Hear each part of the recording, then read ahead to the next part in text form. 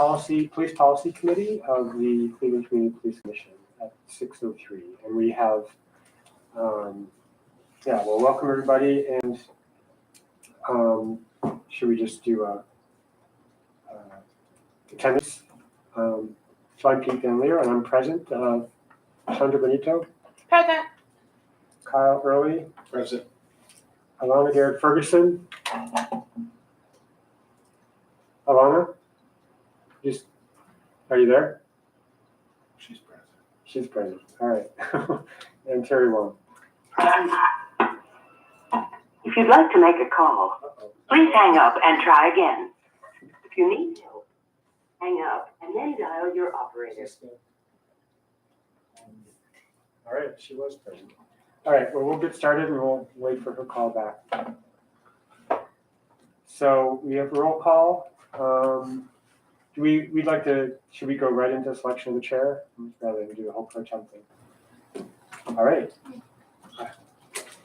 Should we add a public comment period? Yes, again? oh, good point. Yes, for the agenda, we'd like to put in a public comment section. Do you want to do it at the end before formal adjournment? Does that seem okay? And if somebody has something really So relevant. she said she's been calling back, but it got disconnected. I just texted Alana. So she disconnected. I just So called. it got called disconnected. Oh, She's been calling. she called me. There it is. Okay. All right. All right, We got you. Alana, are you there? Are you present? Hello? Oh, Yes, present. great, thank you. All right, so I would be interested in serving as chair of this committee. And I don't know, I've been working on policy issues. It's how I kind of think about things. So I feel like it would be a good fit for me.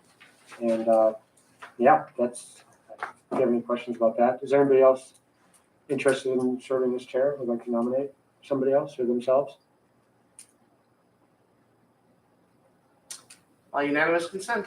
Well, I don't know. I think we should do it. Oh no, are you? So Yeah, why don't you I nominate Commissioner Piet van Lier to be considered as the chair of the policy committee. Is that a motion or a nomination? I think it's a It's a motion. motion. Okay. I move I second to the motion. nominate. Great. So Vote. yes, do a vote. Commissioner Benito. Aye. Do we have to write it down? I mean, you can choose to do it like this if you choose to. Commissioner Early. Aye.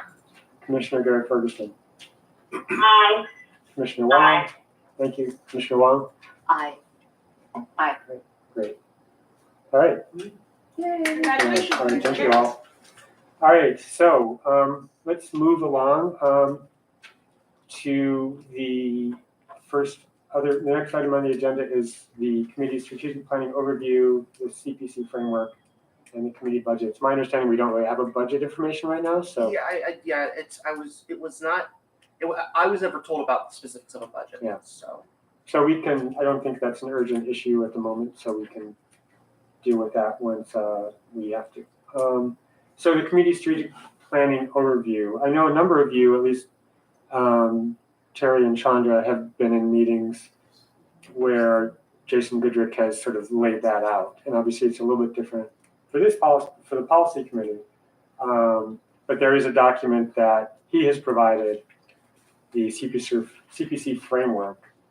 Ryan, are you prepared to talk more about that, or should we just do it ourselves? Because I think, those of you who've been in the meetings, I've watched at least one of those meetings. There's that framework he sent out. if anyone does not have it, Great, I have it on my computer. We already have a couple copies. I just want to look at it. It's not. unfortunately Have you gotten one of these? I have it on my computer. Thank you. So I think is it relevant for us to sort of review what the consent decree and 115.5 say about policy? So in terms of the consent agreement, it talks about making recommendations to the chief of police in the city, including the mayor and city council, on policies and practices related to community and problem-oriented policing, bias-free policing, and police transparency. To work with the many communities that make up Cleveland for the purpose of developing recommendations for police practices that reflect an understanding of the values and priorities of Cleveland residents, and to report to the city and community as a whole and to provide transparency on police department reform. So that's not just our committee, but that is the commission, but those seem to be some of the most relevant passages of the consent decree. It also says the commission will, on an ongoing basis, hold public meetings across the city, complete an assessment of CDP's bias-free policing policies, practices, and training, and make recommendations on a number of issues. In addition, the commission has the authority, and this is still the consent decree, not 115.5. It has authority to review and comment on CDP's policies and practices related to use of force, search and seizure, and data collection and retention, review and comment on CDP's implementation of initiatives, programs, and activities that are intended to support reform. So those, from my perspective, seem like the most relevant passages of the consent decree, unless I'm missing something. So which paragraphs were those? That was, I'm not sure, the first one I read, but paragraph 18 talks about the review on the policies and practices related to use of force, search and seizure, data collection, retention. 18A and B seem relevant there. I don't know what I could look it up, I've got it open, but in terms of the overall, the first piece I read, I don't have the chapter of that. What about 17A? Did you read that? Go ahead, go for it. Hold public meetings across the city, complete an assessment of CDP's bias-free policing policies, practices, and training, and make recommendations. So that would be policy and training, so, Right. And that's also in this chart here. Right. So, right. Did you have something to add, Jen? Yes, to the chair. We met with Attorney Racine and with Wilhelm 2 weeks ago now, I guess, and they wanted to make sure that this commission and its relevant committees focus on 3 priorities that have been determined by the federal court. Now, some of this you have already included, but these 3 items as priorities, they have also been shared at every other committee meeting as well, so I think it's appropriate to share them here. They definitely want us to see improvement in the areas of use of force, crisis intervention, and search and seizure. So we have shared those at every other one as well. And I don't know how much each of these applies to what you're doing, but I think it's important to see these as priorities, as you do your work. And the 4th thing was to complete a community survey between now and the end of, before the next second semi-annual report comes out. And I know the other committees have also been given the same information. And in some instances, you will probably be working together to accomplish some of this. So thank you. Thank you, Jen. Can you repeat those 3? I just want to make sure I got it. Okay, use of force, crisis intervention, and search and seizure. And then, of course, the community survey. And they're looking to see that input from a community survey. And I think, Ryan, you've been present when this was discussed in other committee meetings. Yeah. And I was actually watching that and I took those exact notes. So thank you for doing it. Excuse me. Go ahead. Sorry, I didn't know. I just had a quick question about the community survey because I know from outreach committee we've discussed like certain findings from the previous community surveys and how we would want to have more a say in the process to make sure that they were kind of more like legitimized and bring in more community members as far as like local universities and stuff. With this community survey you guys have talked about, would it still be streamlined through the outreach committees, or would this be something that accountability or policy does independently of the one in which outreach needs to do? To the chair, the federal monitors did not indicate which committee should be dealing with this. I think the intent of the discussion was to make sure that the commission look at these 3 items and a community survey, which would be a new community survey. And I understand that we have a format in place for that already. So in some instances, it may be led by the community engagement committee, but there may be some input. Policy might also share with that. I think it's going to be the collective energies. It will require the collective energies of all of us. Yeah, Okay, that makes sense, because I just know from outreach, I don't know how many people in there saw that meeting, but there were some concerns about the previous community survey that had been conducted, and we wanted the input of all commissioners and the opportunity for all commissioners to utilize their resources to try to figure out how we could actually have one conducted that was used with like empirical data, and that could have like the validity and the soundness that we were hoping to have. So we wanted it to be something that all the commission could buy into. And I think that was the intent. yeah, it seems like, Okay, thank you. the outreach committee can lead that work, but definitely if there are people here and I would assume that the outreach committee will create a structure and a process for that input. Teri? So I did have a comment that, so is this going to be a set structure? Because there seems to be, for example, 17D. I'm a little bit confused as to when it says, 17D says on an ongoing basis, review CDP civilian oversight structure to determine if there are changes it recommends for improving CDP's accountability and transparency. But the assigned committees are policy and outreach.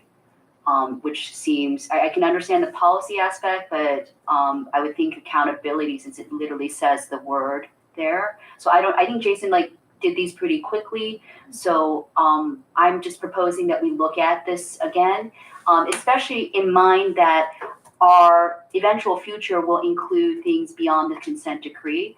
I think it would be fortifying to all commissioners to be somewhat engaged, so they would have that expertise should they need it later on. So all these things are interrelated. So we could probably make sure and develop a structure that all the police committees are engaged and aware.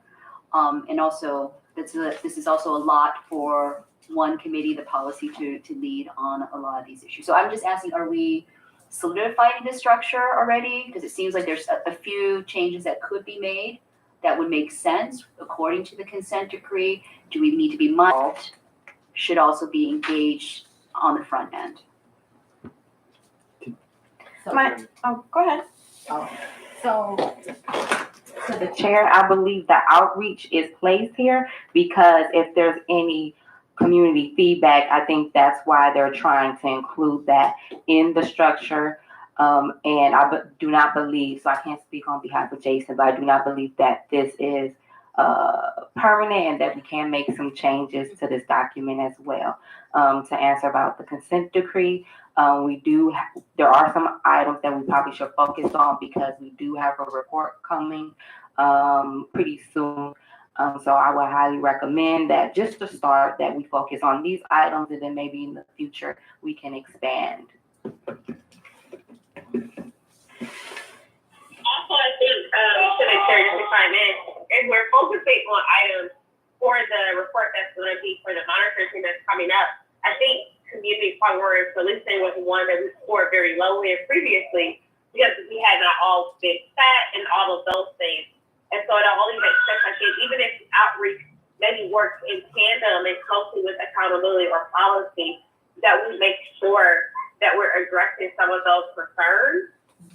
Because that was also an area that we scored low in. And that's an area where like a committee that kind of touches those other issues when you think of like crisis, intervention, or use of force, because we want to make sure we have as much community buy-in and input and hearing of those concerns in different ways that even communities feel that police can make changes to those things. So I think it's like a both and, where like the accountability and policy might deal with the internal aspect, but outreach has the ability to kind of reach out and talk to the different people. And we can also even create a work group around it, because I know the report is coming up very soon. Chandra's next, and then Jay. Yeah, I was just gonna say that Jason had said that there would be some meetings of the chairs of the different committees that would get together to work on finalizing this. And so I do think that he kind of put these in as a first go through. And so I think that there's definitely room to update them. And also I think potentially to put in multiple secondary committees, because really the primary committee will be driving the bus. And so I think it's fine for some of these items to have two secondary committees that are involved. Okay. Yes, thank you. And I want to respond to your comment, Commissioner Wang. When we talked about this framework in the leadership team, I think what the executive director was trying to do was to give us a framework, somewhere where we can begin. I don't think it's set that it has to happen this way. I think the only thing that has really come up since we had our discussion was the directive from the monitors, from the federal monitors, that said in order for them to see some change in relationship to what was done before, these priorities that I mentioned need to be folded into whatever other priorities the committees have. Yeah, but I don't think that what's before us in terms of what the ED did with this sheet is the only thing you can do. I think it's just the beginning of a framework for it. Yeah, I think that's pretty clear. So I think, I've got in my notes here that we'll probably want to include the accountability committee in that priority in terms of getting us to compliance and doing that work on the, reviewing over civilian oversight structure. Teri. Yeah, so my understanding of the consent decree, generally reading it, of course, we need to reread and keep reading, was I think the federal government's focus was not on the accountability aspect through the consent decree. However, we can see already how important the accountability that goes beyond discipline, right? It's the human thing that knits everything together, is to reform and making the institution of safe and effective constitutional policing. So what I was just proposing, that we be mindful of the goals beyond the consent decree, which was never, I think, it never really spoke about this much. So maybe not taking this document as the literal Bible of what we need to do, but to think about the next steps. So that is all I was recommending. Thank you. Yeah, that's definitely a good point. So I would suggest that we look at that document, the CPC framework, and the compliance page, and sort of look through those as a way to structure our conversation right now. We've already done 17D, right? So maybe we go back up looking at, so we have we're all looking at the same thing. Does the community, Lou, I think we have extra copies of that if you want it. I'd have to print Oh. them. Never mind. Can I? Yeah, I've got it on my computer, so. Yeah, Thank you. the printer isn't working right now, so I have to actually physically copy them and print them out. Yeah, so it's all good. Or you can't send it a file anyway. So great. So we look at that group, and the first one is really creation of CPC, and we're in compliance. That's not really our committee's role. The second one is the CPC members being appointed, and that's been assigned to the co-chairs and the committee chairs, and having periodic meetings with the chief of police and to provide recommendations. So I don't think we need to discuss that right now. 17A is to hold public meetings across the city, complete an assessment of CDP's bias-free policing policies, practices, and training, and make recommendations. So that has been assigned in this draft document by the director to this committee, and secondarily to the training committee. It seems like I would think that outreach is also going to be involved potentially if there are public meetings being held. So there's really two different, one is holding public meetings to gather input, then we're assessing those policies and practices and the training, and then making recommendations. So that's a pretty big bucket of work. I think that all of the committees could be, because practices and that's the enactment, right, of those things. Yeah. But it does seem like it is a priority for this committee as well. So are there any other questions about that or clarifications needed?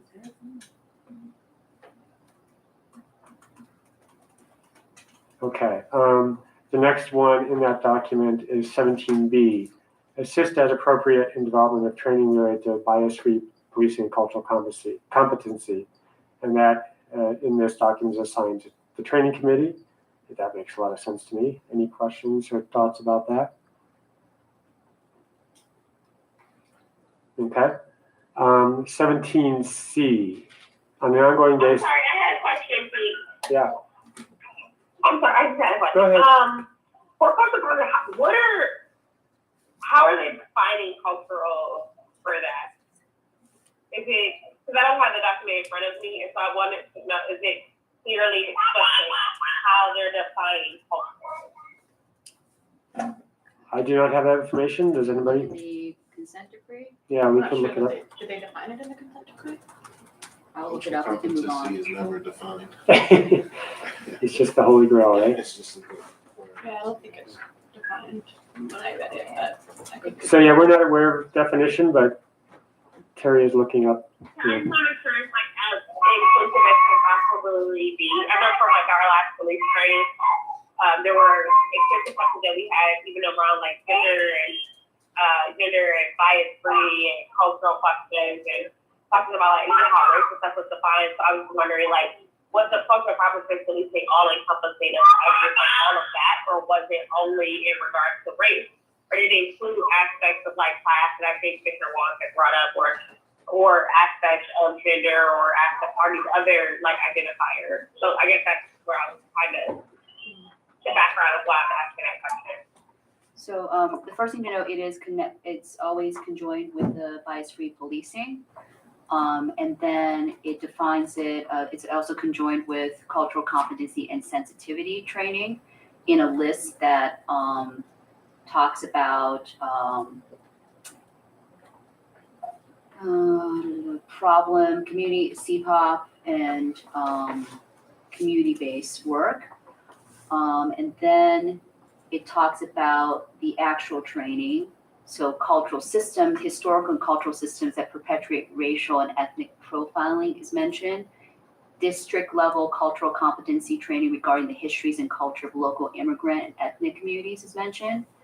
And those are the only mentions of that. So, but again, the consent decree is not the end all gospel of what we can do. I think we all understand there's a lot of intersections of what makes culture. So I don't see a problem in expanding that definition. Did you have Shandra? Yeah, I think we can define it, right? I mean, to some degree, it's within reason. We can figure out what that means. Jan, did you have something? No. Nope. Okay. All right. Great. So that's a very good question. Thank you. So that was 17B. I'm sorry, I'm trying to take some notes too so I can remember this stuff. So the next one is 17C. On an ongoing basis, assess CDP's community activities and make recommendations related to community engagement and community confidence. Oh, wait. No, I'm sorry, I misspoke. I'm reading the wrong one. 17B is assist as appropriate in development of training related to bias-free. Wait, I already read, sorry, yeah, I already read that one, so I'm on 17C now. All right, so it's about community activities, assessing CDP's community activities, making recommendations related to community engagement and community confidence. And that is also assigned to outreach with policy as a secondary committee. So that's the draft of how that looks. So if we have, Teri, do you have something you want to say? I do think, not to move, I don't believe in moving any committee off of this. We should probably just take Ms. Benito's recommendation add. Considering that community confidence is very much based on how accountable and transparent the police are, I would argue for some small role of the accountability committee on that one.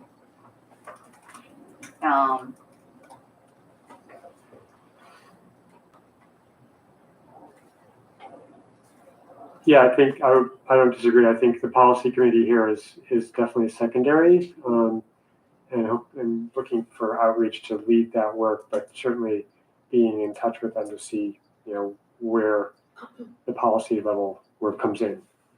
Would you like to come to microphone? Ryan, is that mic working over there? It should.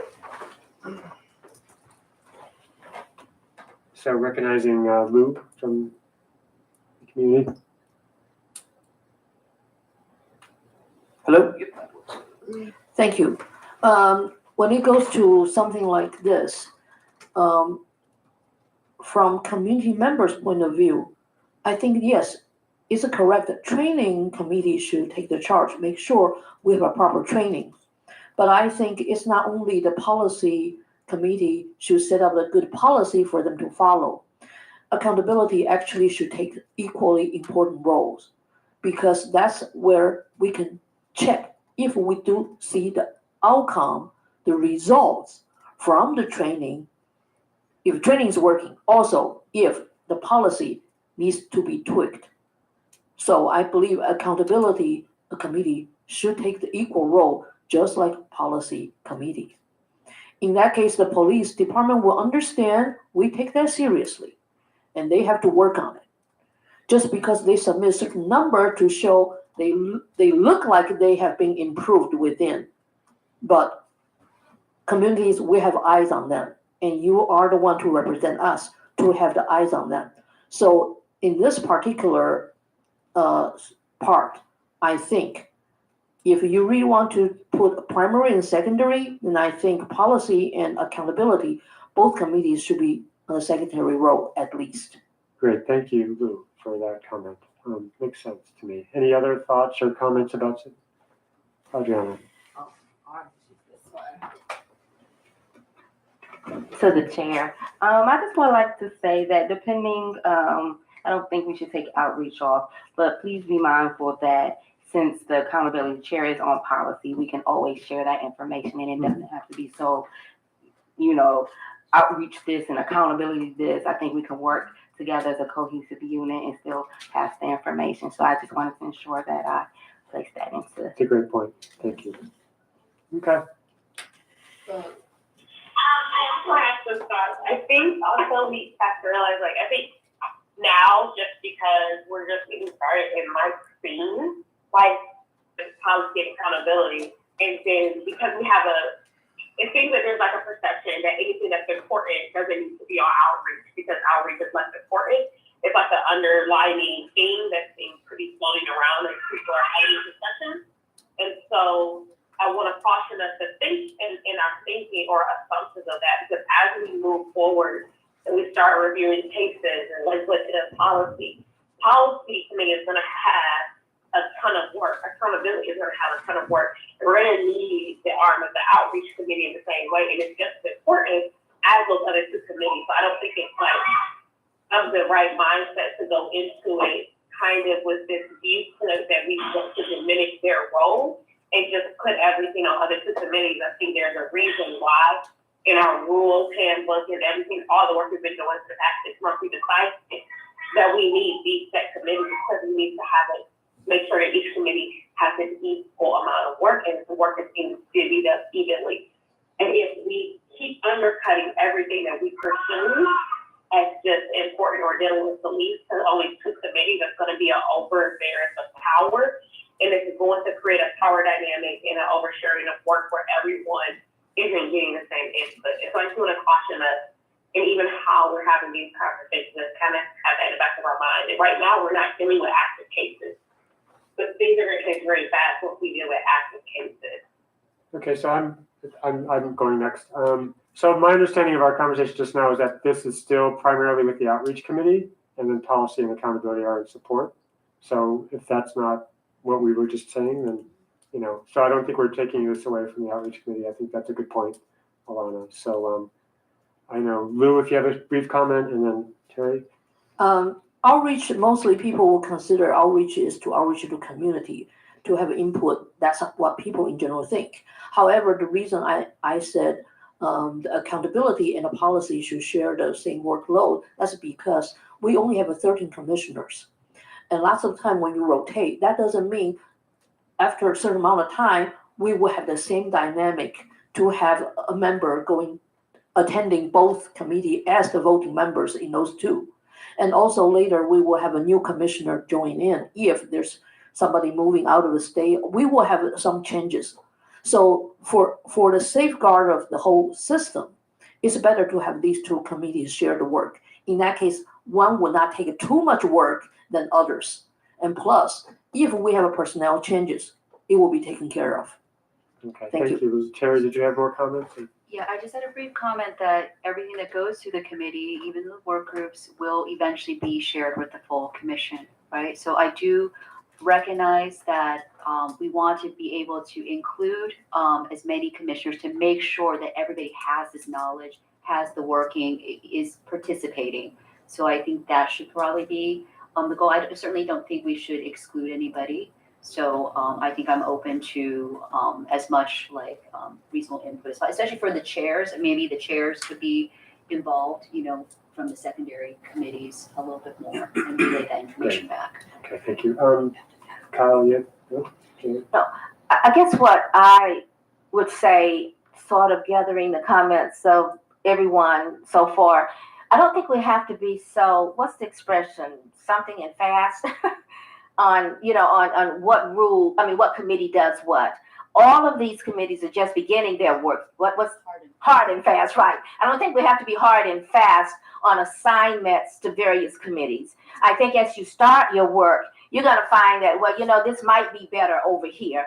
And so this document does not have to be the be all and end all. As you work, you will begin to say, you begin to see what this committee over here may have a bit more influence and work than this one over here. But I think if, as you go through these tonight, for sure, you can begin to look at where you think this work should be assigned. But I would just say remain a little bit flexible, because you may find that it would be as important to, you said like share in an area that you didn't come into the table today with that intent. Yeah, no, good point. I think we're all kind of in the same page. We're just saying different things about with the same intention. So we're not setting anything in stone, but this is a way for us to sort of talk through it and get our feet wet and looking at the priorities that we're going to be taking on as a committee and in collaboration with other committees and other commissioners and communities. So unless there's other questions about that one, 17D, we've already discussed these review the civilian oversight structure and maybe adding accountability as a secondary committee there. Teri, do you have something? I actually have a secondary thought. It's our structure, right? So I don't know if rules has to be, right? Because we would have to change the rules if there's a problem with our personal accountability. So maybe not accountability, because that's facing the police, but rules. I think this is also referring to the CPRB. Is it CDPs? Oh, sorry, Civilian, Civilian over. Okay, so that would be brought. It includes us. It also includes Includes them, CPRB. right. Yeah. So probably, but rules would be the application of it. So. And we do have overlap with roles, obviously. So I think that's a good point, though. But I think it is broader than just this commission, right? So all right. Somebody wants to come in. So all right. So that's 17D. So we're moving nicely along. We've got 18A. Review and comment on CDP's policies and practices related to use of force, search and seizure, and data collection and retention. And that is squarely in our wheelhouse. According to this document, doesn't mean, again, I don't think it doesn't mean there's not going to be other committees who are thinking about this. But this is, I think, all of this is really relevant to our work and should be a priority for us. Are there any questions about that? Alana, do you have any questions? I don't have any questions, thank you. Okay. All right. Moving on then to 18B, review and comment on CDP's implementation of initiatives, programs, and activities that are intended to support reform. So that's a pretty broad mandate there in an area of non-compliance with the consent decree. So that, again, is assigned to a policy with secondary committee as accountability. Any comment there? Probably a very shared role in that. With accountability, you mean? Yeah.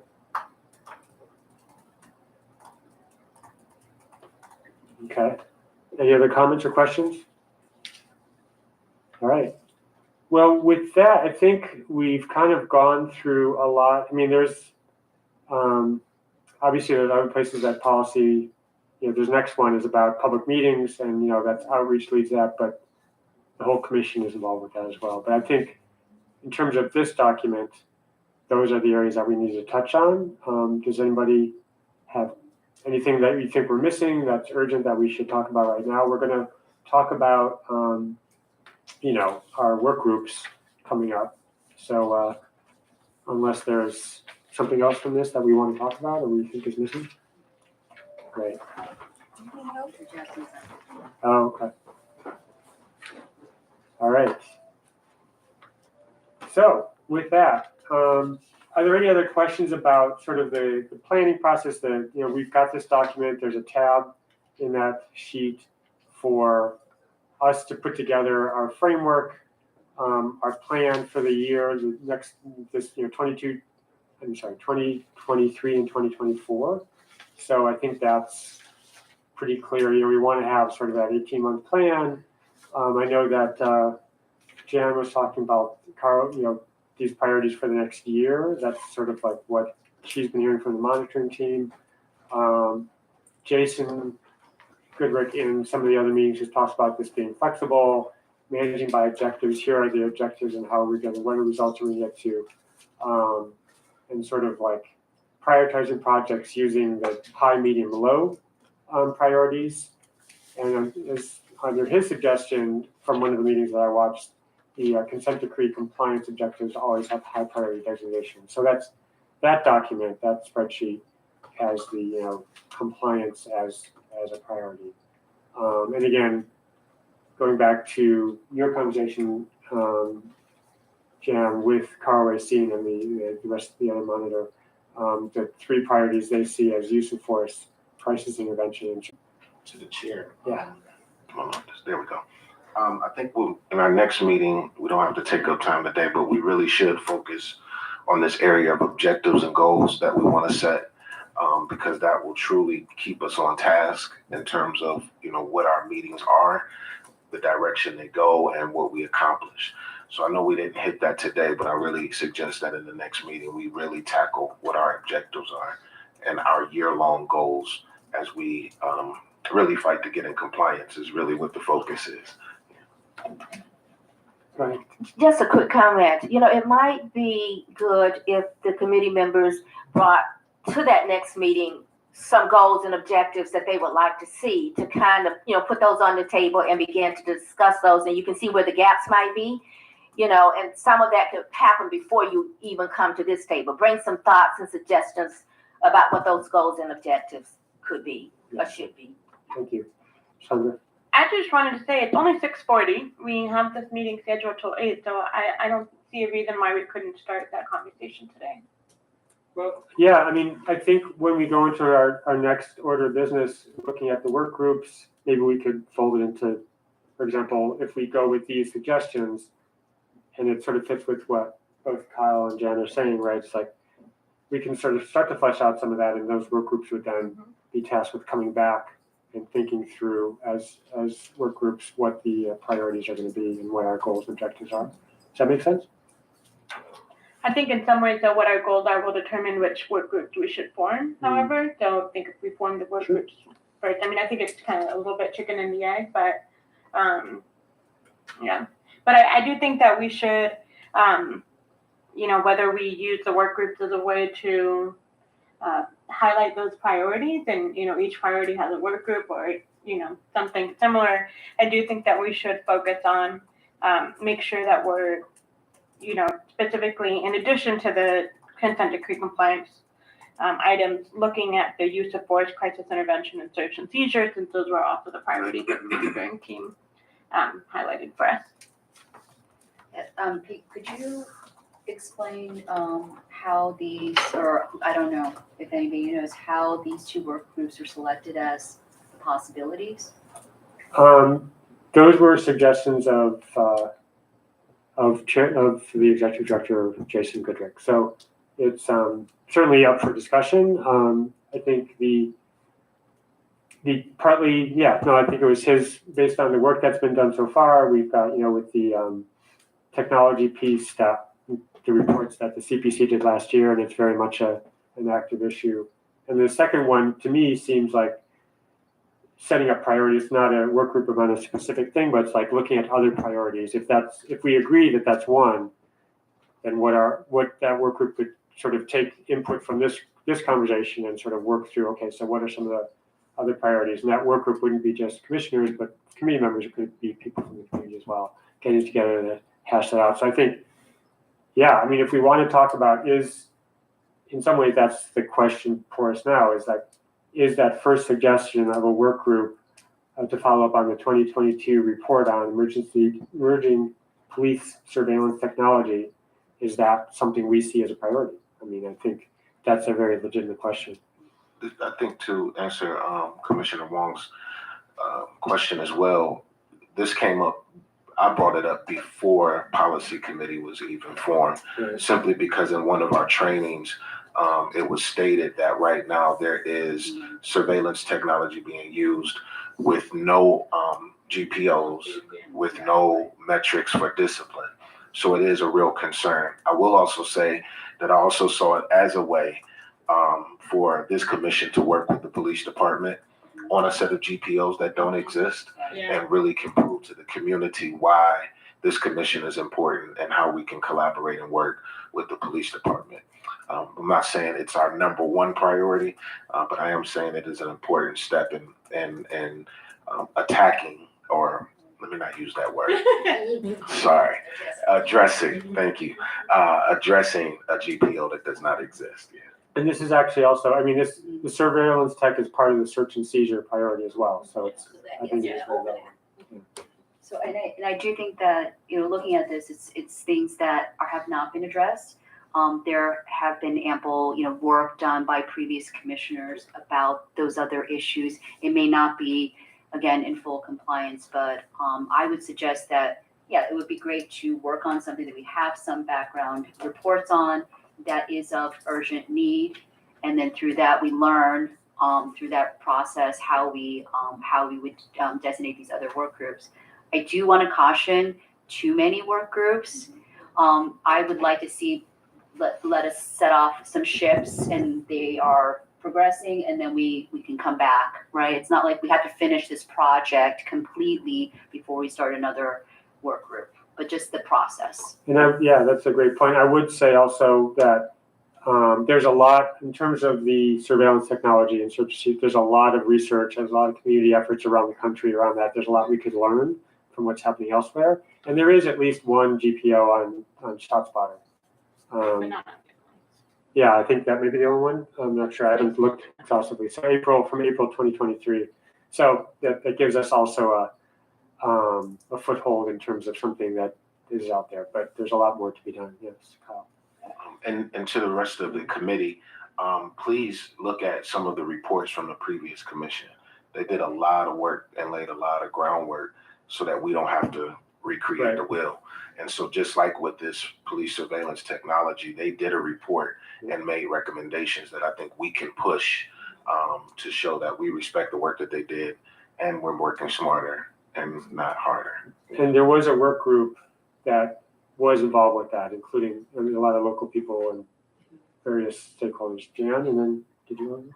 You just touched on that, because I think particularly in these areas that would have a direct impact on the public, like the surveillance equipment, those work groups should include someone from the public. Definitely from the commission, definitely from the police, but we need somebody from the public because these have direct impact on the public. Shandra? Yeah, I'm definitely in agreement of all of these. I think one thing that I wanted to suggest, whether we look at forming this work group now or later, but there is movement that is happening that's being organized, not just around MREC, but in the public health department around looking at a care response model. And I wanted to suggest that we look at, and with crisis intervention being one of the areas that was suggested as a focus by the monitors. And then it is also my understanding that the CPC has not ever done like a policy review around crisis intervention policies, and specifically looked at that. And so that was a work group that I wanted to suggest that we create. Okay. And yeah, that's good input. And going back to the work group, I've actually been trading messages with Brian Ray, who's at CSU, who is like kind of a national expert, and he was on that work group for the surveillance tech last year, I believe. So there are people who are willing and who've done the work, and we can call on for that. So, Lou. I don't know where the priority this has to be, but remember our training, the last training we had. I believe lots of the commissioner and some of the community members finally got this part transparent enough for us to know sexual misconduct right now is completely not dealt with in our police force. They only went by the minimum government requirements. Yes, now they do have something to guide them if there is a sexual harassment within the department. But that does not help to improve the interactions between police officers and the community members. And this is just one of the issues. There are lots of practices we all know, not only just in the TV and movies, it's really in people's real life. The current policies they have never even touched the surface of these issues. So I think that in our policy committees, maybe we can start help them to figure that out. I hope this can be a priority. Thank you. Shandra? Thank you so much, Lou. One thing I will say is a work group has been created in the Police Accountability Committee that is specifically looking at domestic violence, sexual assault, and sexual harassment issues, including the ones that you're talking about. So, and I think that work group will certainly produce work that will interact with the work of the policy committee. Yeah, thank you. Okay. Another thing that I think is another priority we might want to consider is the discipline piece, because I know there's a new discipline policy apparently in the works, and there was some work by the commission a couple years ago. Mr. Jackson, you were involved with that. Sure. So anyway, I think that's in the works, and that might be an area that could be relevant for as a priority. To the chair, thank you. A little bit tricky with the discipline policy because under consent decree. I'm sorry, a little bit tricky with the discipline because under the consent decree, paragraph 345, whenever the department puts out a new policy, they have to come to the CPC for a response. The problem with that is that when they do, they're probably going to give you a very short window to respond. And so you won't be able to get the voice of the community in that, nor the voice of the other commissioners. So that may be, if that's something that you hear that they're working on, then you may want to start your disciplinary work group sooner rather than later. And if I just might offer a little bit for all of you guys, because you guys are all chairs of some committee, it's my understanding that as the chair of each committee, your job, you have a very strong focus on how many work groups that committee will have, and the chair has the responsibility of ensuring the budget is set for each one of those work groups so that they can have the proper amount of people, staff, and any other items that you may need. Additionally, prior work groups have used experts in various fields. Like in the discipline one, we actually had the person who wrote the employment law book for Case Western Reserve, as well as a professor there. We had human resource professionals in there. We had police officers. Each police union was in there. We had people from the community in there, so that you had a broad spectrum from where we pulled our information from. We're not just looking at other commissioners. And then it got out of work group, and then it gets to the committee. And then the committee looks at that. Then if it gets out of committee, it gets to the full commission. And then the full commission looks at that. And the one that you're talking about, we actually did that because it was 2019, the last GPO the city made for discipline. There was one in 2018. They very quickly made one in 2019, I believe in April.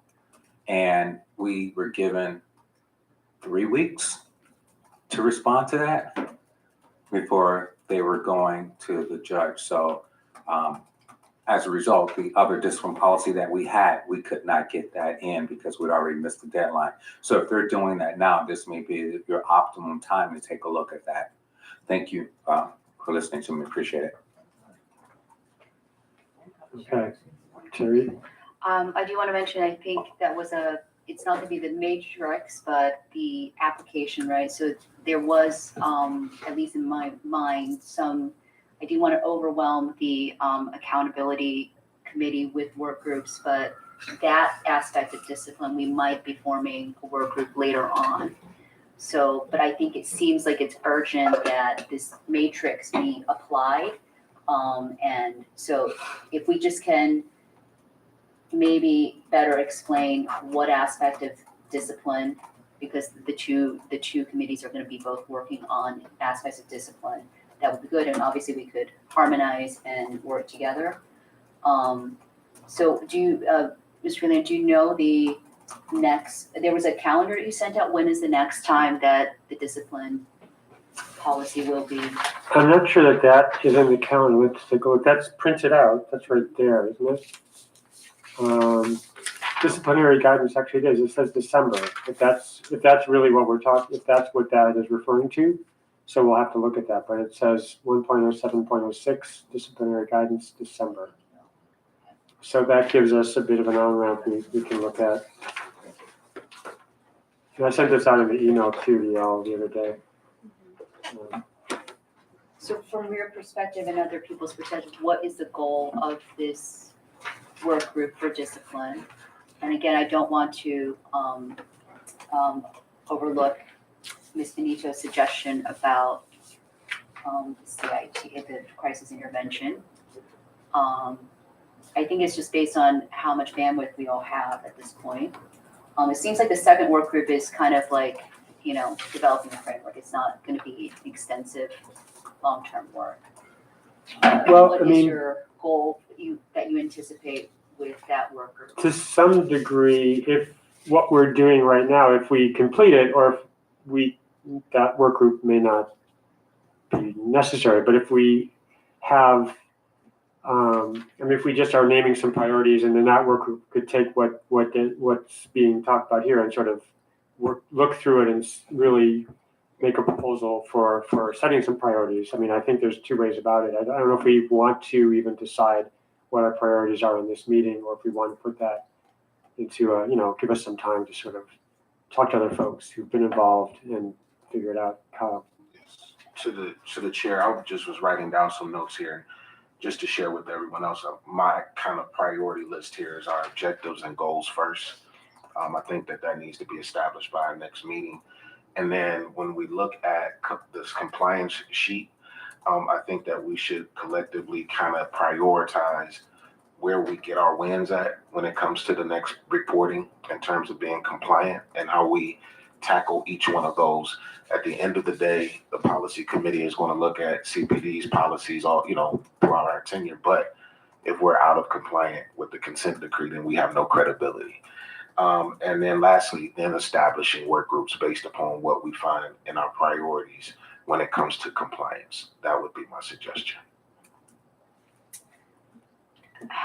However, I do see the urgency of the discipline matrix. If it hasn't been updated since 2019, the accountability committee cannot, enforce discipline that is not current at the time of the incident, that the discipline matrix wasn't the standard. So I think that it's timely, and it's something that probably we can just propose.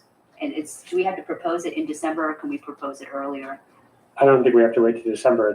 I think Mr. Jackson's point was we need to get ready to do it right away so that it's ready for when that window opens. Right, it affects our other work and the accountability, because we can't say you are sustained for this charge when that matrix was not in place, right? Alana, Shandra, you have your hand up. Alana, do you have any questions, or do you want to make a comment at this point? No, I'm just listening at this point. Okay. I'm taking it. Thank you. I think we also have to remember that we're talking about an old framework in which the way that the CPC was able to engage in policy work with the CDP was through them sharing their drafts of policies for feedback with them. But with our new powers, we also have the ability to say, hey, we believe that this policy needs to be reviewed. And so while I think that following this schedule is going to be helpful, and obviously that will always be a role that the policy committee plays, I also don't think that our policy work does not just have to be responsive now to when we receive drafts given to us by the CDP. So I feel like sort of a concrete idea from Kyle is that we set a meeting, a next committee meeting, we have some work groups who dig into this in the meantime, and we kind of set up. I don't think if we wait a month or so, I don't think that's too long. We can't rush and sit here in a meeting and just sort of decide everything. I think doing what Kyle suggests makes a lot of sense, but we have to have like who's going to do what and what our timeline is, have that next meeting established. So that would make sense to me. That sounds good. Okay. So, so what I'm hearing then is what I'm hearing, like, do we want to have, are these work groups that are suggested here, are they the right ones? So like one of the groups would start working on talking to people and looking at the surveillance technology piece. And the other one would really sit down and start hashing out what are our priorities in the near term that we need to get working on, whether it's discipline, CIT. We could have, we can't have 10 work groups, obviously. We have to have just a couple. So that seems to be a good way to move this forward. Go ahead. So I would say, I think one of the points of having a work group is that you can bring in community members. And also if we're limited to 2 commissioners per work group, to me, the idea of creating a work group for the discussion of priorities for this committee, that doesn't really make sense to me. That seems more like you're saying, let's have a meeting to talk about this, because it doesn't make sense for only 2 members of the committee to have a discussion about the priorities of the committee and then bring that as a draft. I mean, it would be one thing if we had a larger conversation as a group and then 2 people went off and made it, wrote it up and brought it, but that doesn't even need to be the formulation of a work group in order for 2 people to work on something and to be given a task. So from how I'm reading the establishment of a work group to create the priorities for our committee, this just more sounds like a task that we need to do. I don't think that makes sense as a work group. Okay, no, I hear your point. I guess my thoughts about that was that work group or whatever would really not just talk amongst themselves, but would also talk to people in the community, just like reaching out to others who've been involved, like Richard Jackson, community members, to say, so tell me more, like have an in-depth conversation, say about discipline or about, and read through some of the reports, like really sort of dig into it and not just sit down and talk about it, but really reach out to the community, have one-on-one conversations. But I don't know, that's just my thought that group could, and we could, other people could do it as well. Like somebody could say, well, I'll agree to talk to these 2 people and I'll report back or something. I don't know. I don't have a real set idea, but I feel like it would be helpful to have somebody doing some work and reaching out and sort of thinking through what's been done and how do we lift up what's already been done without recreating anything. But I don't know. I'm not disagreeing. I'm just like thinking out loud. I think, if I may chime in, I think it just feels like with those type of situations, the hoarding of power and silencing of community voice. And like, I don't think in any way we ever could reinvent things, just because I think that things are always ever changing. And we never, if we're not willing to expand and be flexible, we don't never know the new ideas, new discrepancies, or new anything that is coming into place to fruition. Even with some of the work that the previous commission has done, I think that I know from even from the outreach committee, certain things that we found out, yes, great work had been done, but that work wasn't actual sufficient or meet the goals that I would think our commission would have moving forward.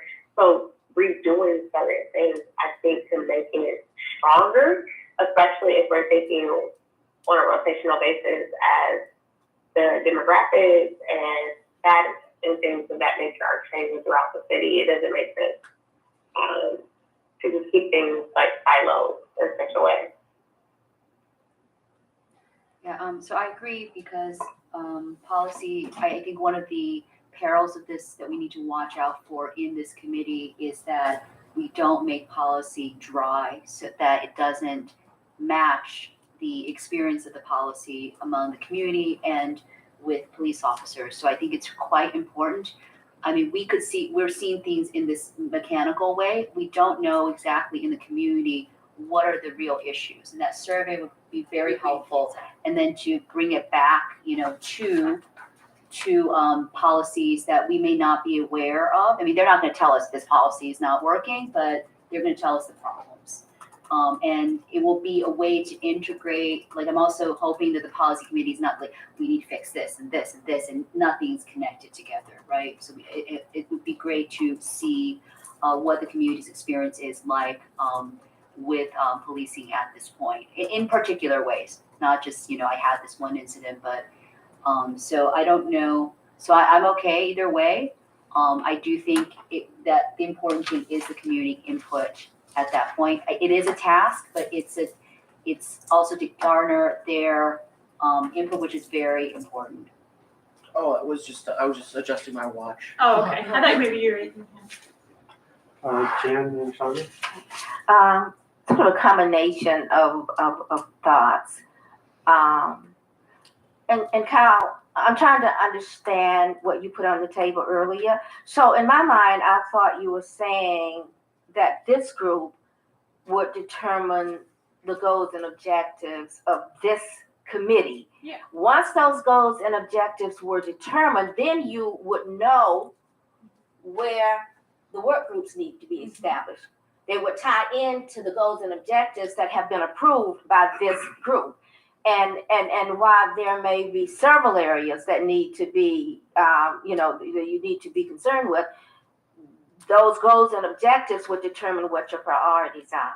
And that's where the work groups will, come off of those goals and priorities. I think what's really important, and I kind of gathered that a little bit from our discussion with the monitors, and Teri, this is Commissioner Wang, this is where I definitely agree that we need community input in determining that. Maybe not the goals and objectives, maybe that comes from this group, but once you establish those work groups, that's where we seek the input of the community, and that's where a community survey would really be important. Because I think you're right. I think we need to know what the community feels would be the problem. Not just our input at this table, but the input of other stakeholders, and particularly the community. Did I capture that right? Was that your thinking? If I can respond, it's real simple, y'all. The process would just be, as committee members, in our absence from each other, you would type out what you think your goals and objectives are for the committee, and we would compare notes, send them to our chair, and that would become our goals and objectives. You would look through the list, prioritize what you think the compliance is, where we can win it when it comes to compliance and being in compliance with the consent decree. And then you would also list what work groups you think need to be established. And then we would all send that to the chair. He would tally that up, and we would kind of have some direction. In terms of community input, I'm all for it, and any strategies that we have, to get community input is important. I feel a little bit different about it because my ear is to the ground on a regular basis, so I'm out there. And number two, all of our meetings are public. So when we talk about community input, I understand transportation barriers and all of that stuff, but there's a lot that we do that opens up for the community to be involved. And unfortunately, sometimes, not all people, some people don't get involved unless there's a crisis. They're never there to really help with the process to prevent crisis. So that's my take on it. But that's the process I thought would be very simple, for us to come back with something in the meantime. Thanks for clarifying that. I didn't understand entirely. So Shandra, then Teri. I think that we're falling a little bit into the trap of talking about how we're going to talk about this. And I would actually suggest that we have an hour.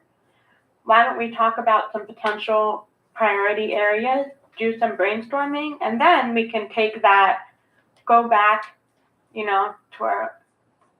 our own homes and brains and reflect on them, maybe flush some of those ideas out and then be able to come together. I feel strongly that this idea of setting up a work group to create this, I think this framework of these are the priorities that we're going to have as a committee is flexible. It's a living document. We're essentially creating a strategic plan for the commission. And part of doing that is that each committee has its own part of that and goals and priorities that it's focusing on. And once we create that, it will continue to be updated as things come up, as we have the results of the community survey that the outreach committee is working on. Once we are able, in some ways, we will get good feedback from the community once we start identifying some of these areas, and then people will have something to actually respond to and say, okay, yeah, I agree with this, but this other thing, I actually think that this is a bigger priority to that. And so my suggestion would be that we take some time right now and why don't we brainstorm some priority areas together? And I just don't think that should be something that a group of 2 commissioners, and then if also our goal is to try to get this established in the next couple of months, which it is, I don't know that that's really enough time to invite other stakeholders in and really form a work group in a way that makes sense. So I have a slightly different view about this. I want to take maybe a step back to ask what is the point of any policy. And there's one group of stakeholders that we have not mentioned so far. The people that will have to apply this policy are the police officers. The goal of good policy is not to just have a policy that can be easily followed, easily understood, and if there's resistance, to find ways in the policy to shepherd the behavior and the outcomes that we want. So I think focusing on that, I'm just concerned that when we talk about topics, it becomes disconnected from that overall goal. We want these police officers to understand these policies, to be able to apply them, to not feel that it endangers them to apply them. And so I think, I'm just proposing that as kind of the overall framework, and maybe how do we engage the patrolmen, and women, to give us some feedback about this. The community probably would not know the policy. It requires both, right? We're trying to bring these 2 elements together. So I think it would require those stakeholders. So I would propose maybe a work group to be able to gather this information from the community and from the police officers. If I can jump in, I think that I don't think we need a work group. I also don't think we need to maybe start brainstorming things tonight, because I think that a lot has already unfolded and we might need more time. Even us as commissioners, I think sometimes we think we have to always perform a work group like we were not appointed as experts in our own right and who we represent. That's why we have a committee. And so even if we need to call another meeting this month or early next month to go over, I think us within ourselves, even having some time to digest and think over and talk with different aspects of the community that we have relationships with, to bring that information, that in and of itself, just in one other meeting, I think we are being able to do that without having to establish a work group. I also understand the importance of making sure that we're thinking about the demographics of the police as the entity. I don't think that we need to look at this in a way of censoring them, because I think that's doing a disadvantage to why we were created.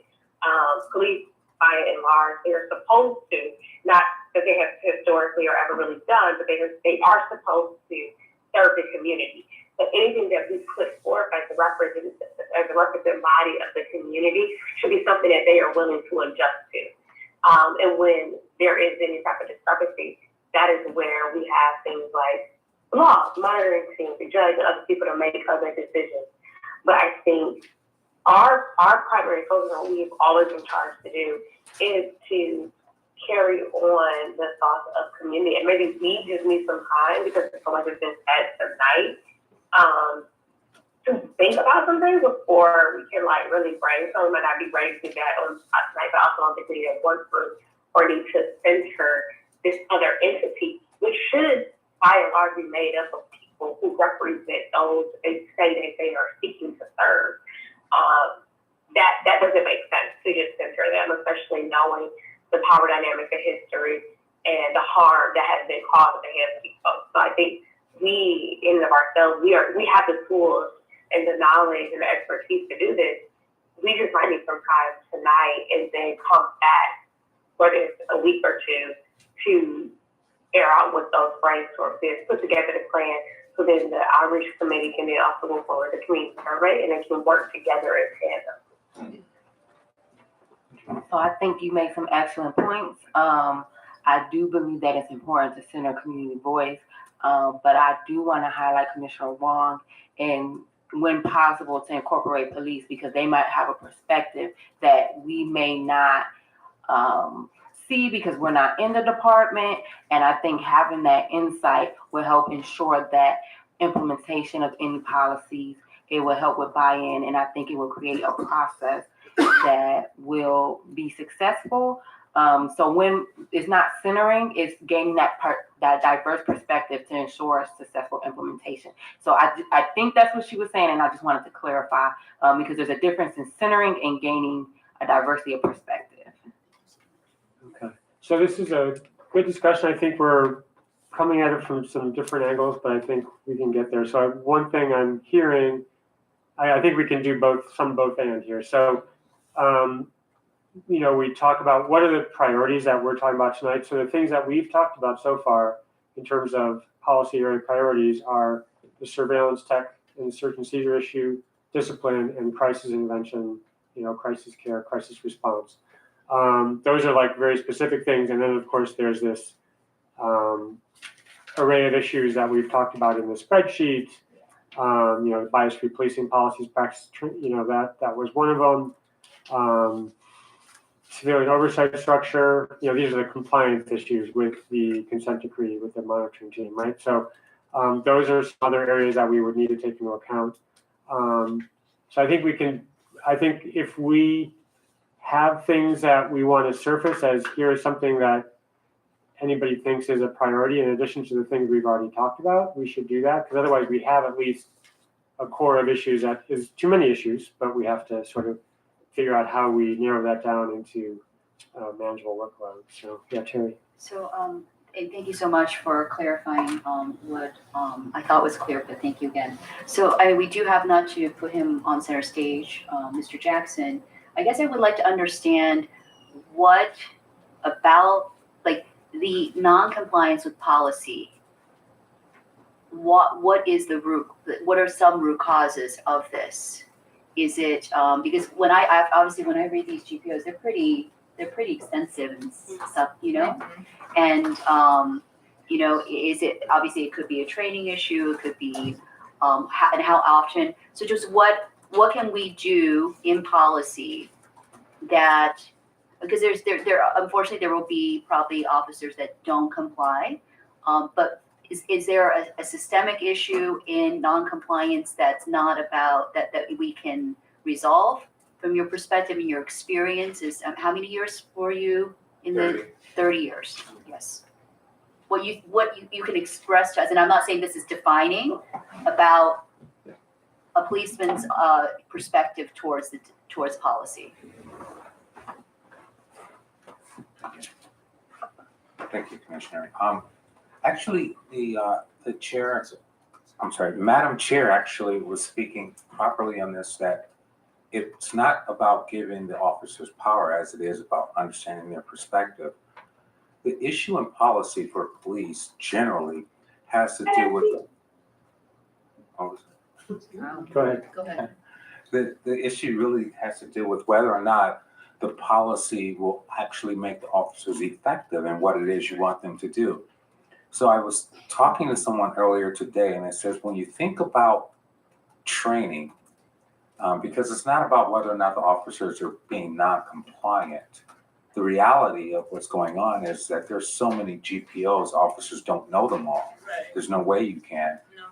And prior to the tort reform of 1997, there were over 1,200 GPOs, some of them having 20 and 30 pages, Right. being a singular GPO. There's no way the officers can walk around knowing every section, every paragraph, every sentence of every one of them. But you have people in the room who can go back and they've got 20 months to go look at all of this. Oh, I found a sentence. Yeah, this is in violation. And that's not what's really going on. So I will always tell people when you're looking at policy, think about it this way. The officer on the street is working 10-hour shift. He has 1 hour off for lunch, 45 minutes to 1 hour. So that's 9 hours. He has at least 1 hour to get his paperwork done. If there's an arrest, maybe 3 hours. So you have to look at breaking that down to 8 to maybe 5 hours of actual on the street time. What is it that you want them to do in that time frame that they can do 3, 4, 5 times to your satisfaction and still be able to get to these other assignments? Because we need for them to be effective and be able to handle the voluminous work. Right. So if you can think about it in that format rather than thinking about all the different wish list items and think about whether or not it's effective for the officers, then you may make a good policy, but you will need the officers' input for that. Thank you so much. Okay, thank you for that. Where are we then? Where are we then? Yeah, it's I'm just trying to think about, we've talked about some issues and it's very, very good feedback and thought-provoking, about why we would need to better understand the police officer perspective to help us make good policy and work with CDB to make good policy. So, yeah, so deep breath. Shandra.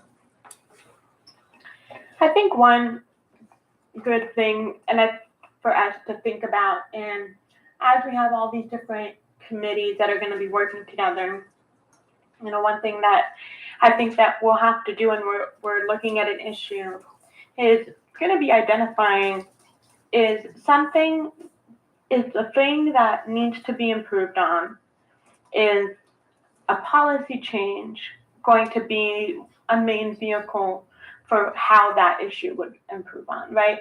When we think about what we choose to look at as a committee, I think that should be the driving force, because there's a lot of policies we can look at. There's many, many, many GPOs, right? But I think really focusing on where are the areas of where we are seeing problems in the community and how the police are engaging with the community, and what are those areas where a policy change is going to make a difference.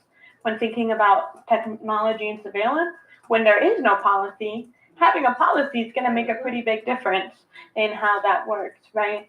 And so I think that not getting lost in the bog of there's a lot of different policies for us to review, which we will as part of our committee, but that is just kind of I think Commissioner Wang has done a really good job of, let's kind of think big picture about how, what is policy? What is the point of policy? How do we know when something is a policy issue versus, a different type of issue?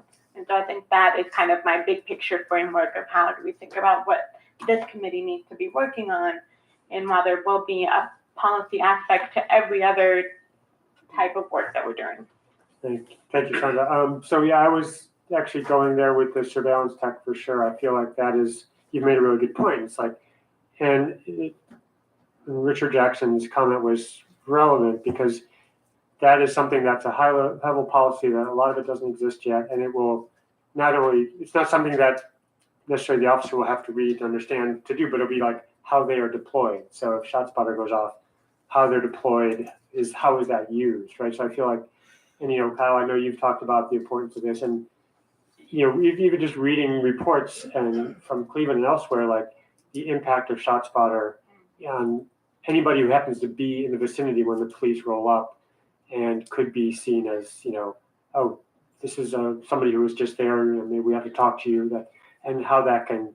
So I think that's a good case to be made for that being a very strong priority, given the lack of policy and the ability to shape policy at that high level, as opposed to writing a rule about how this patrol officer will do A, B, or C when they're, in their 5 hours or so of doing work. So I feel like that helps me think more about the importance of that particular policy.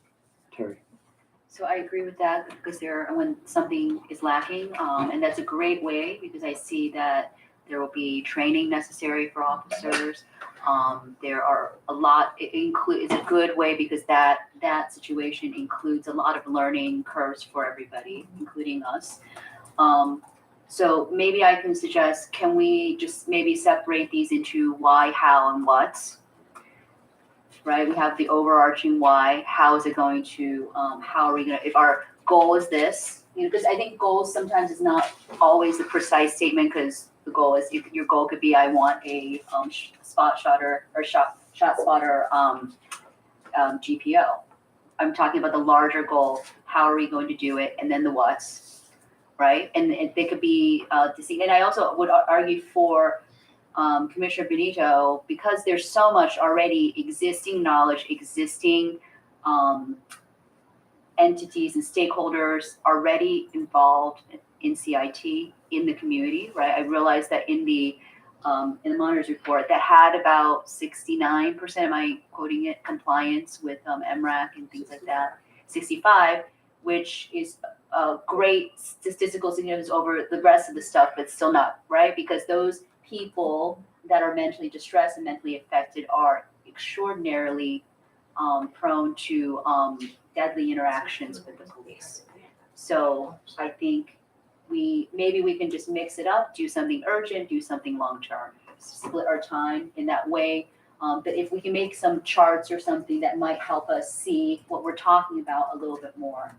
And if we can put in buckets and make the information a little bit easier for us to plan. Any other comments about how we proceed? Okay. Oh, yeah, Alana, do you have any thoughts? No, I'm just listening. Okay. So, go ahead. So I would like to make a motion to establish a work group for the surveillance technology. I think that would be. Seconded. Okay, I think we've discussed it, but if there's any other discussion or people who would like to serve on that work group, do we have a couple people who want to do that? I want to serve on that work group. So we have. Oh man, I was not for Kyle. I was going to lead you brothers to the forefront. You don't want to lead the charge? As long as the work gets done. Okay, so we have Alana, Garrett-Ferguson, and Teri Wang who are volunteering for that work group. Okay. What's that? For sure, Kyle. Check in. Yeah, I can still Check help, in. right, you know. Yeah, it doesn't mean he can't do some of the work. Work so. is done. That's all that matters.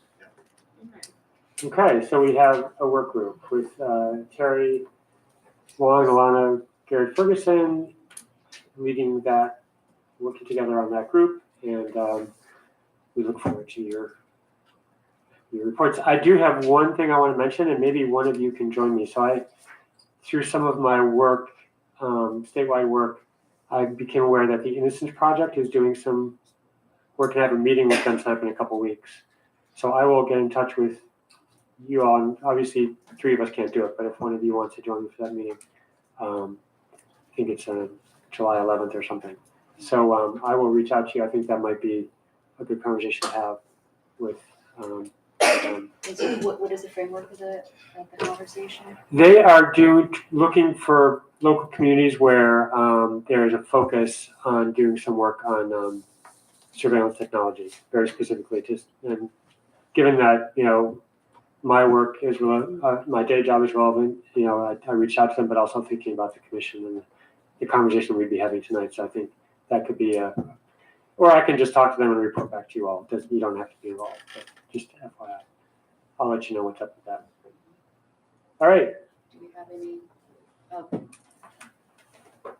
any comments from the community? Sure, go ahead. Congratulations. So where do you want me? He's got a mic right there. So as you already know, I'm Rosie Palfy, and I was on the Mental Health Response Advisory Committee for 7 years while the Adams Board was running it. And it's kind of, I'm not on the main committee, but I guess I'm on the training committee and the community engagement committee. So what I wanted to say, and the handouts are very impressive. I must say, whoever worked on that, great job. I wanted to tell you what happened with crisis intervention because I want you to know that those policies were reviewed and resubmitted to the court in October. And so I'm assuming the city is going to say, hey, we just resubmitted these, you don't have to look at them, right? So in my opinion, basically the city operated in bad faith. And I think this is important for you all to know. So 2 years ago in November, we were reviewing, actually it was October of 2021, I guess. So we're reviewing the policies. We have 3 policies, right? And I was a proponent for language to be in there for specifically addressing Tanisha Anderson's situation, where if the officers were in a situation where somebody didn't want to go to the hospital in his own car, for them to have the option to be able to call EMS, because prior to that, unless you also had a physical emergency, you were not going to get transported in an ambulance unless you were violent or had a physical, you're bleeding, something like that. So anyway, 17 words were added to the policy, and it was approved by the court. The city decided to include it in there where it said EMS was an option. They weren't required, though, to call EMS. So what happens is we're going through the policy, and I notice the word zone car aren't in there. And I'm like, okay, something's wrong. And so basically what happened was the judge approved a policy, and under transportation for individuals who were willing to voluntarily go to the hospital, somehow 17 words were removed from the policy. Matthew Richmond did a great story on it. It was November, I believe, 2021. I can email it to you all. And so the thing is, I want to point this out because I couldn't understand why this was not a 5-alarm fire for the DOJ and the monitoring team. Excuse me, because the thing is, did this happen with any of the other policies? We don't know how it happened, okay? We were told by a deputy chief who has since retired that was a draft, the wrong draft. A draft got posted and not the final version. And it's not true because that draft never existed. I found out there was some other language that was changed in there. So what happens is nothing really happened. And then we start going and redoing the policies last year, 2022. And when we get to that section, they were going to go right over it. Excuse me. And so the deputy chief, who since retired, said, oh, that language is too wordy.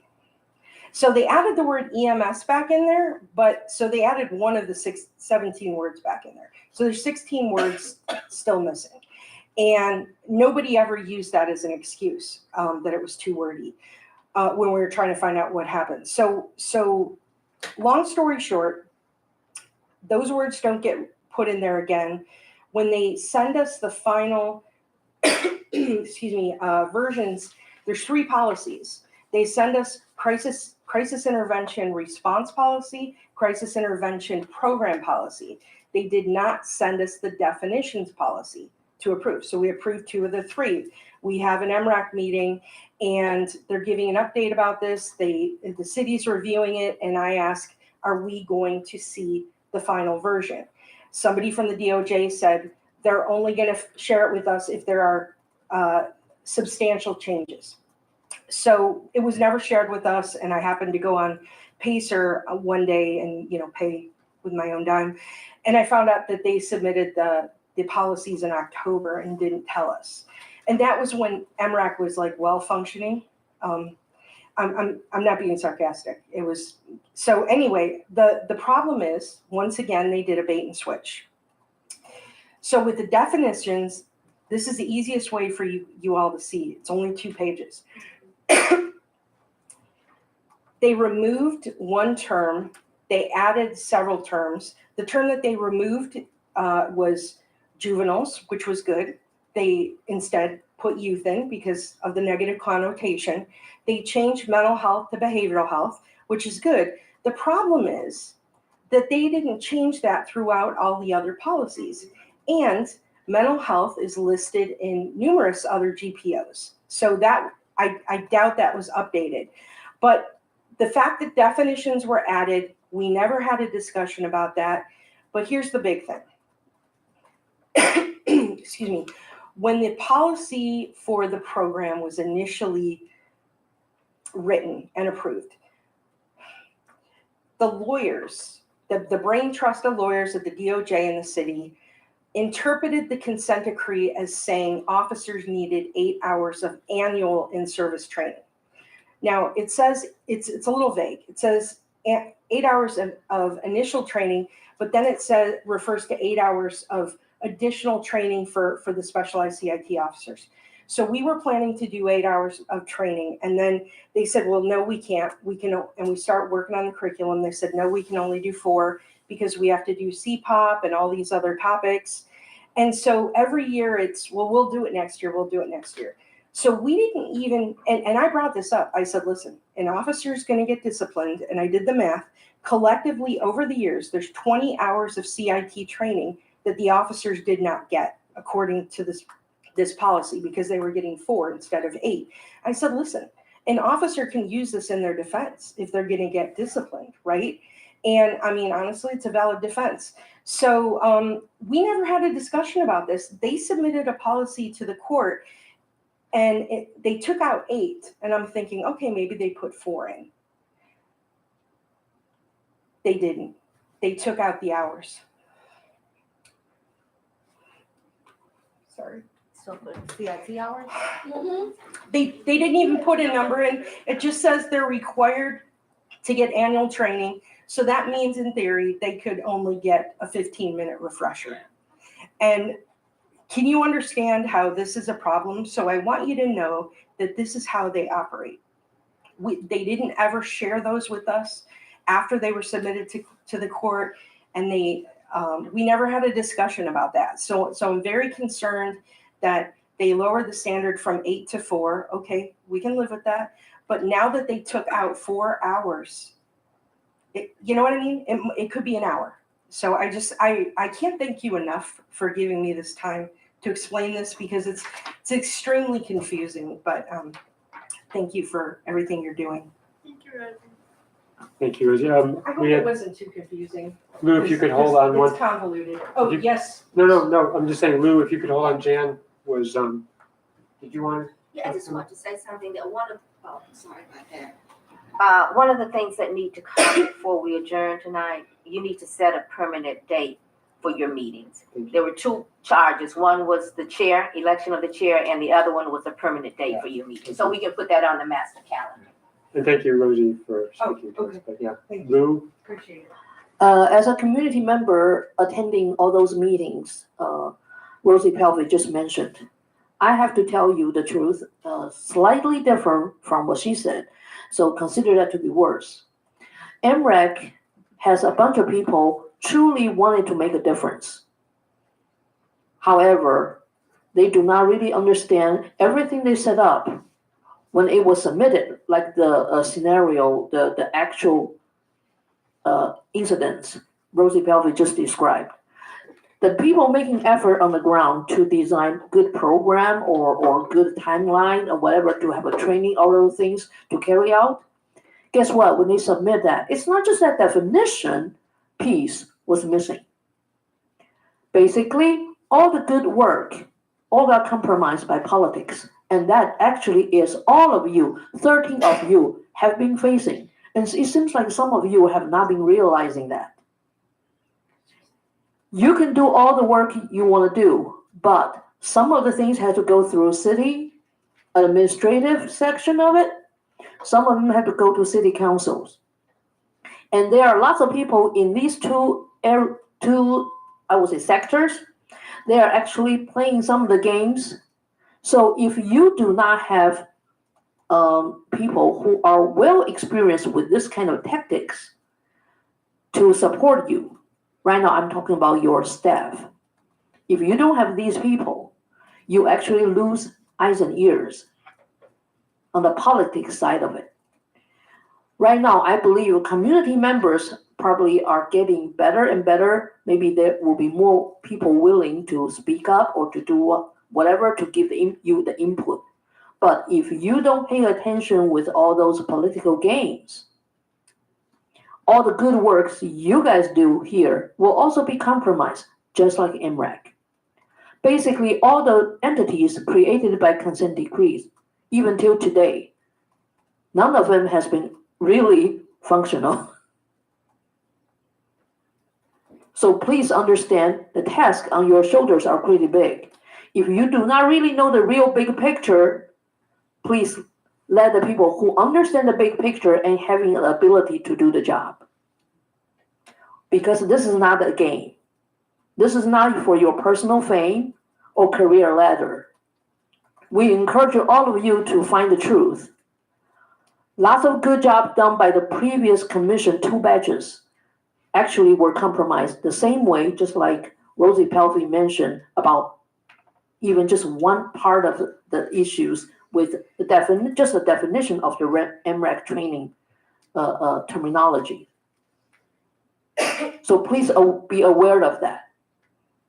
You are not here just to look good. Even you all look good, but the real thing is some people are still there trying to make all of you to look bad. Please be aware of that. So don't let the politics to divide you into some of the personal, individual ideologies. You guys really have to work together. Even you guys sometimes maybe have to listen to some of the ideas you have been against of, but to face the bigger challenges you have never faced before, please open up your ears and your eyes. You probably do have to lean on certain things you did not believe helpful in the past, because some of these things could be helpful to your work. Thank you. Thank you, Lou. Richard? Thank you. Just to piggyback off that, she 100% right about the political side of it. You guys know we've had the consent decree for 7 years now, and everyone, 8 years, and everyone is concerned.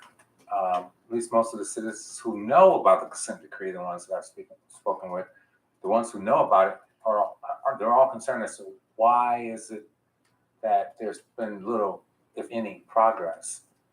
And what she was speaking to is, Lou. I'm sorry, Lou. What Lou was saying was right on point. There have been a number of things that have taken place that I would say there's maybe some naivete going on at some point with some people, but the reality of this is that before all of these other groups were set up to ask. They had no choice but to ask and hope that their wishes would be fulfilled.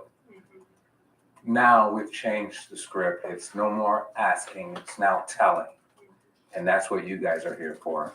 So you should be able to see all the different political windows, and you no longer have to ask, you now have the power to tell. So you have to use your power at some point. Thank you, Richard. Teri? If it's okay, I would like to make a motion to establish like broader than CIT, which is a mental health policy work group, since it seems like there is so much effort on that front, but little things are getting in the way. So I think that is a population that's disproportionately affected. Is there a second? I would like to start a work group on mental health policy. I can second that so we can have a conversation. Yeah, go ahead. So, I mean, one question immediately is, do we want to call it behavioral health, mental health, what's? Sorry if I'm not using Oh. yeah. I would call it a behavioral health and crisis. And so the other question is this one of our, are we deciding our priority, like, that's one of our top priorities? It sounds like it's certainly one thing that's come up, but are we ready to define that as a priority and have a work group going on that? I certainly would like it to be. Okay, I'm surprised, Shocking, I know. shocking. So I would like it to be too. Is there any concern about the work group? I don't have a concern about it. I just want to verify something, and I just want to make sure that there's no discrepancy between what was said. It's although every officer gets 8 hours of mandatory behavioral health training, in addition to 24 hours of behavioral health training and recruit training, 8 hours of training to become a CIT officer, and the annual CPT 4-hour training.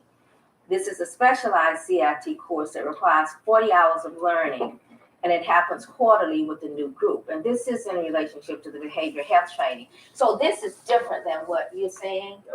Can you tell me, Chair, with all due respect, where you found that? This is being reported by, from a meeting from the police consent decree in Cleveland, exclusive insight into crisis intervention training, and it's covered by, reported by WKYC. So but it's from the police and justice department leaders and seeing significant progress in crisis intervention training. So when you go in here, all of those hours are listed for training. So I just want to make sure that this is 22. I think it's December.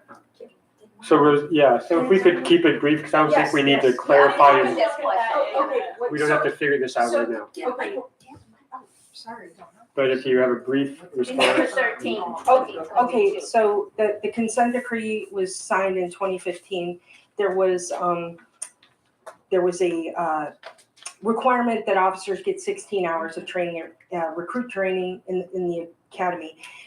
That has since, APATA has increased it. So now I believe what you refer to as 24-hour training are the new cadets that get that. And the consent decree set off officers had to get 8 hours of initial CIT training. They did. They got that in 2017. But since then, every year, with the exception of 2020, they've gotten 4 hours of training. And this is the first year that the specialized officers who've had the 40-hour training are going to get the additional 8 hours. Or I'm sorry, 4 hours. Great, thank you. So I think if we decide to move forward with the behavioral health and crisis work group, maybe that's something that the work group can make sure we know what's what. And I don't think we're going to nail it down right now. Do we want to move forward with that work group? Is that, my only concern is that, like, setting priority on that now. I agree it's priority, but we just need to be aware of, but you're already doing all this work. Yeah, So in that sense, I'm not too concerned about it. So I'm in favor of it. If others, Should we call a vote? do you want to do a vote? Yeah. All right, so we are now, the motion before us is to set up a behavioral health and crisis work group, chaired by, or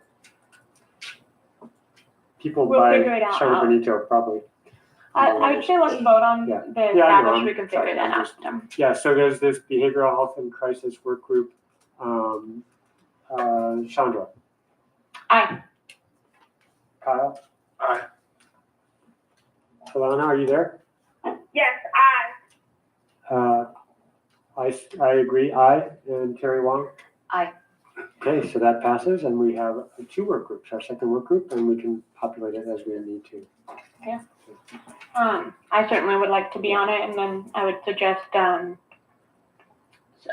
maybe some other folks that aren't on the other work group as well.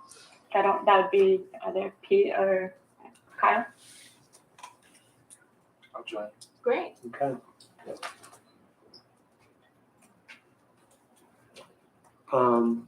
And in terms of coming up, working through other priorities, I think that's then becomes for now, is sort of a work of the committee as a whole, and we start looking, at the other issues we've talked about, and we have, the things we've talked about are discipline is one of the things, and then also the bias-free policing, civilian oversight structure, and then the use of force, I believe is.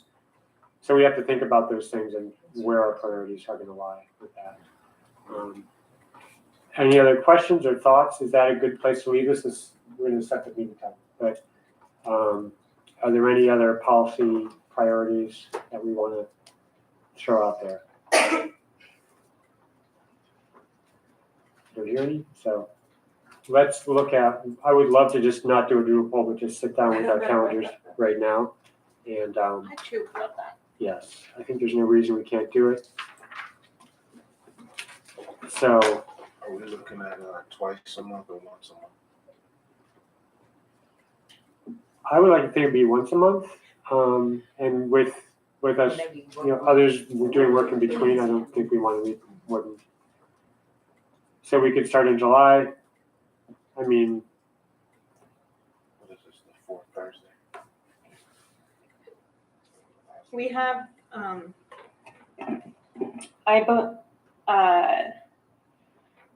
training meets the third Wednesday, so that's out.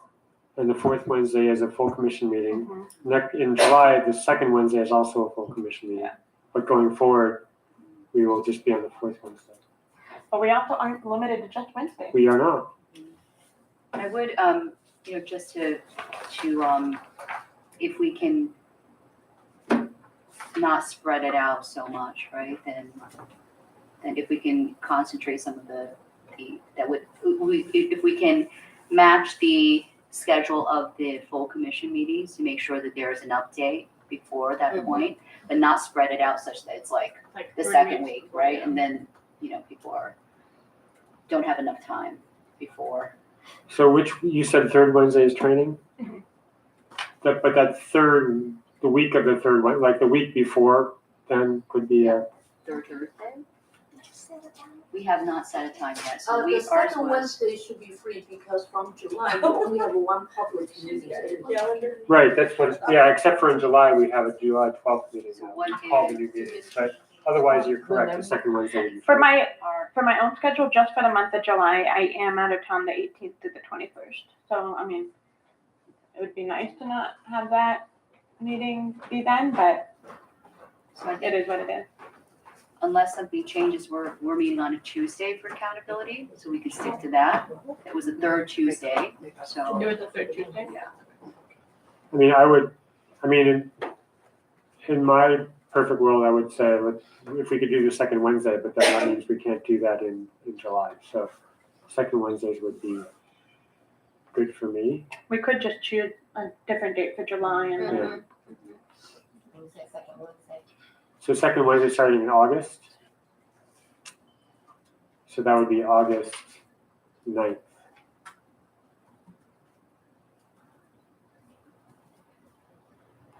And then we could just choose a different date for July. Yeah, and just set up maybe the second Thursday in July or something. So all of those committees would have, with the exception of community engagement, we would have set that. And training.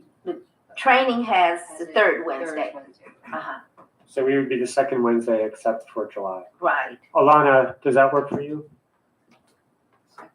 Yes, that was fine. Okay. the 13th. So it would be July 13th would be a meeting. And then starting in August, it would be the second Wednesday, which in August would be the 9th. So July Got it. 13th. Okay. I'm sorry, July 13th, 6 to 8 still? 6 to 8. Does that work for everyone? Do we want to meet earlier? 5:30? No, 6 to 8. Maybe the second Wednesday going forward. Second Wednesday starting in July, but the second Thursday, in July. Second Wednesday starting in August, but the second Thursday in July. Hold on a sec. I think we might be meeting the third Wednesday in July, and it's actually the second Wednesday For which, for training committee. Do you have? I know, I should have, but I don't. I don't have, I have it in my calendar for now, in July, it was the second. It was the third Wednesday, but I think it's starting in August, so we could just switch it and make it the third Wednesday for us. wait, I thought training was the third one. She's just saying that it's. But I'm just saying, I think we scheduled it for July, the third Wednesday, but I put it in my calendar for the second Wednesday for all the other months for my recurring. So for policy, they're saying the second Wednesday in August. In August, and no, I'm saying that I believe that the police training committee is meeting in July, we're meeting on the third Wednesday, but in my calendar for the rest of the months, it actually looks like it's the second Wednesday. So then just flip flop. So I'm just suggesting that we swap police I'm- policy to the third Wednesday. I may be out of town August 16th, but. But this is showing initially, my calendar is initially showing that the training was gonna meet on the 19th, which was a Monday, and it was Juneteenth. So they changed their meeting to the 21st, which was the third Wednesday. 5 minutes. Let me check. We can check it, we can work on it, we just If need you'd to. like to make a call, please hang up and try again. So We have something tentatively, at least for your next meeting, and we'll go. from Yeah. there. So we're going. I would on- like to reserve the third Tuesday, so, I have that one on. yeah. It's just keeping. So we have a Actually, meeting- everybody for sure. So we have a meeting set for this committee, 6 to 8 p.m. on July 13th. Yeah. 14. And we can always figure out our own going. But, so we will, and I would like us to be as specific as possible. So like, we're right now going to either be the second or the third Wednesday, depending on the training committee. Again, I will be out of town the third Wednesday of August, most likely. But that doesn't mean we can't do it. I'm just, that's the way Are it is. you able to call in? I will be on vacation. I don't know. I'm not, I would, we'll see. They don't call in, I don't get much vacation. so then we can just name a chair pro tem and then. Yeah, we can figure it out. So let's, why don't you communicate? I guess, is it okay if Shandra communicates with me and we sort of, it'll be one of those two, depending on, that's good. Thank you. All right, with that, we are pretty much on schedule, and we will adjourn this meeting. Thank you all very much, and thanks to the community members who spoke. Did we set the second Tuesday? We have,